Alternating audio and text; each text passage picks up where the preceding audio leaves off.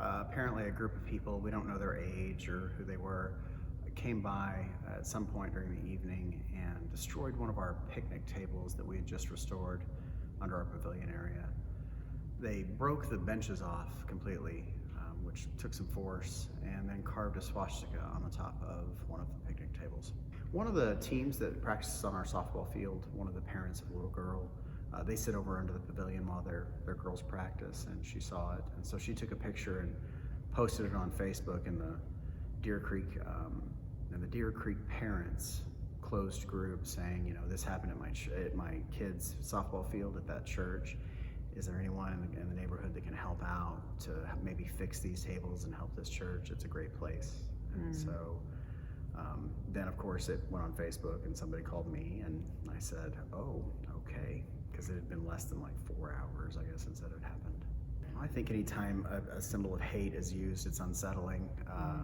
Especially, I mean, I hate to say especially at a church, because anywhere it's not okay, especially given today's climate. But to be quite honest, when I heard, I was like, another thing. Our gates were kicked in 3 weeks ago, and then a month before that, people were, vandalizing our fire pits. So this has been an ongoing thing where we've had to get some cameras installed and things like that, and we're still in that process.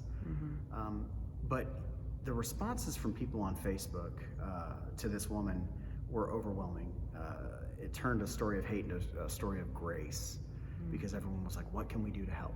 How can we make this right? Let's fix the table. Let's do this and that. And that was wonderful. And then this morning, as I showed up, there were people under the pavilion with sanders and stain, and people just trying to come. Someone brought donuts for everybody to have. It was just this kind of turning something that happened out of hate into something that could be love.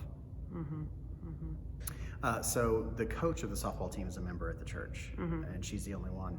As a matter of fact, the man who actually showed up first does not go to church anywhere and doesn't really prescribe to any kind of church, and told me so, but that since he was a firefighter, he was putting out fires for God, and they had a deal, which we both had a good laugh about that. But I thought it was really awesome that the community would pull together, even if they don't share the same belief, and try to help a place. Like these, we need stories of grace, and this is a great example of how the world hasn't completely lost its mind and that there is some love out there still.